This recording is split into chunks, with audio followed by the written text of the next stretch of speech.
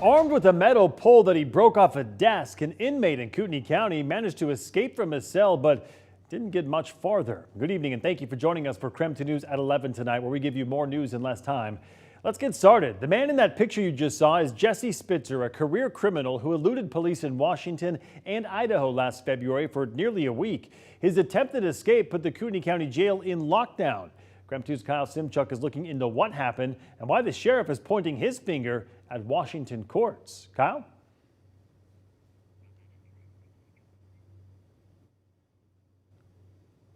Sheriff Robert Norris says the jail is overcrowded and understaffed. He also says Idaho is feeling the effects of what he calls Washington State's woke policies, which keep offenders out of jail. Just before 2 in the morning last Sunday, the Kootenai County Jail went into a lockdown when a shirtless inmate broke out of his cell. The sheriff's office says 30-year-old Jesse Spitzer broke a metal leg off a desk in his cell and then tried to shatter windows and break doors while roaming jail hallways. You might remember Spitzer, especially this picture. It's a face Rick Lagenza and his wife won't soon forget. Last January, they were carjacked in Wallace, Idaho at gunpoint. I saw a guy come up to the door and I tried to hit the lock button, but I hit unlock accidentally.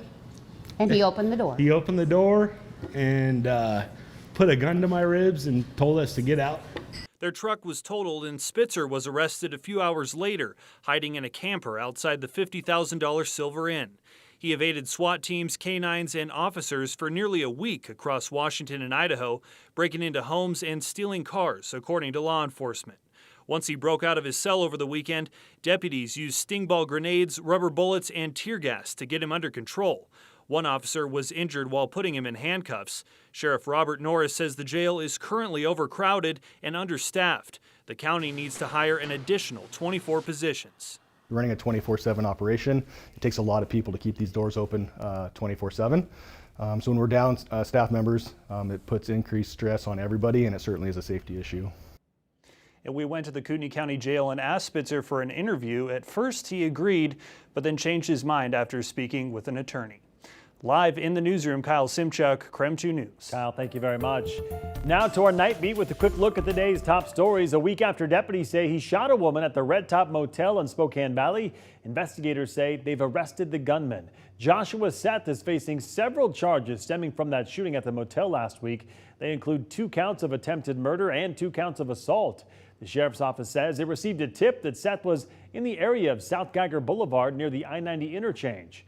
Coming up in just about 5 minutes, we will share more on the arrest and the events leading up to it.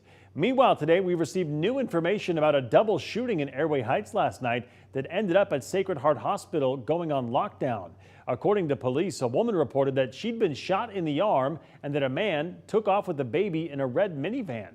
Police found the van, but the driver wouldn't pull over, so police followed it to Sacred Heart Hospital, which was then placed on lockdown. Police then discovered the man also had a gunshot wound. Tonight, we know he has been released from the hospital and taken into custody for violating a protection order. No word on the woman's condition or her relationship to the man or the baby. That baby, by the way, was not hurt. In Idaho, more funding for behavioral health is on its way. Governor Brad Little signed a bill investing $50 million to improve behavioral health care services all across the state. Some of the resources include joining the new National Suicide and Crisis Lifeline hotline number 988. It's an alternative to calling 911 for mental health services and will go live on July 16th. 2 more bills will provide even more resources for people struggling with mental illness, including first responders involved in traumatic events. A new type of display. The CCU is completely different, has a swappable battery, but the most noticeable difference for our riders is the dual suspension and the air tires. Makes for a lot more desirable ride, a lot smoother ride. Well, spring is here, and along with it comes a new crop of Lime scooters and e-bikes for the Spokane area. The Wheelshare program launched its 4th year in Spokane today on Gonzaga's campus. In 2021, 450,000 rides were taken on the scooters and bikes, covering some 400,000 miles. This spring, Lime is rolling out a new generation of scooters and bikes. The best part, they won't leave skid marks on the local sidewalks.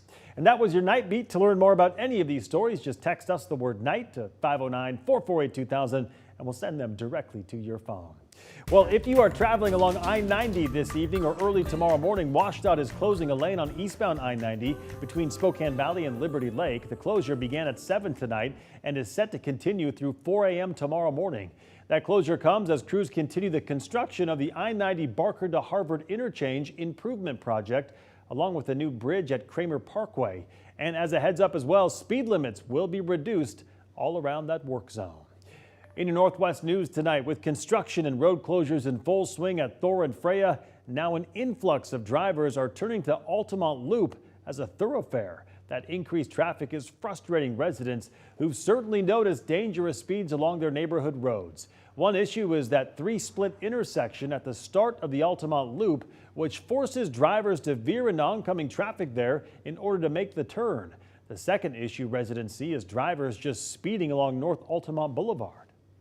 Our 9-year-old daughter's aunt lives just up the street, and we're afraid to let her go walk and see her because we know how crazy some of these drivers are.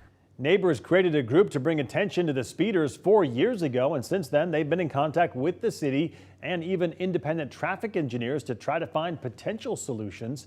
Neighbors say they are hopeful for any change, including speed bumps, stop signs, roundabouts, or one-way roads, but the city has not implemented any speed control or pedestrian safety measures. There is a petition to bring attention to the increased traffic and to speeders. That petition has about 150 signatures so far.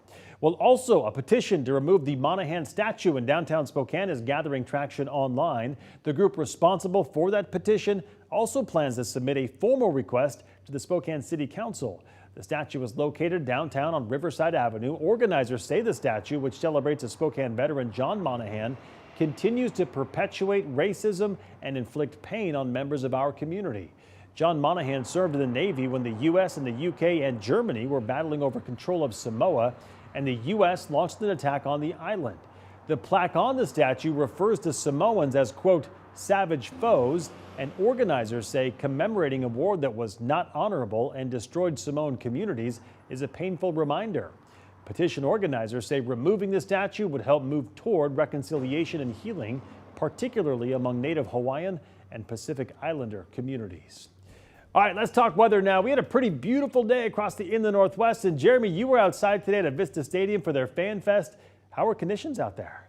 They were fantastic. And the good news is, anyone who missed it today, you got tomorrow. Tomorrow is shaping up to be great as well. And it all starts tonight. Right now, we sit at 42 degrees here in Spokane and across much of the inland Northwest.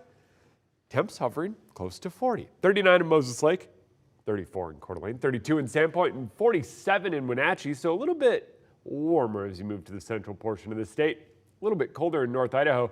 Overnight, our temps fall down to near freezing for just about everybody, but as the sun comes up tomorrow, we warm up and we do it quick. By noon, in the mid-50s, and by the time we get into the afternoon, mid-60s, even a few 70s dotted on there. Tomorrow is going to be the warmest day we've seen so far in 2022, but enjoy it while you can. A cool down is in the works. Sounds good, Jeremy. Thank you very much.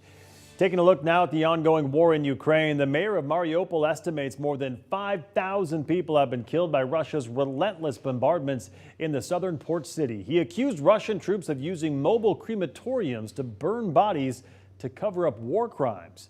Meanwhile, today, the U.S. and its allies unveiled new sanctions against Russia in response to the escalating brutality. The new sanctions, in part, target Russian President Vladimir Putin's adult children, Foreign Minister Sergei Lavrov's wife and daughter, and Russian Security Council officials. Turning to your national news now, oil executives appeared before a House committee today for a second time in 6 months. We do not control the market price of crude oil or natural gas, nor of refined products like gasoline and diesel fuel. And we have no tolerance for price gouging. House Democrats unleashed on oil executives, blaming the industry for skyrocketing oil and gas prices. AAA says the national average for a gallon of gas right now, $4.16. That's up $1.29 from just a year ago. The Biden administration has ordered the release of oil from the U.S. stockpile to help ease prices that have spiked following Russia's invasion of Ukraine. But Republicans squarely blame the White House's, quote, anti-American energy policies, like shuttering the Keystone Pipeline. Meanwhile, oil executives testified they have no control over the markets. All right, don't go to bed just yet. We are taking a look at the arrest of a man accused of shooting a woman at the Red Top Motel back on March 30th. We are back in just 90 seconds.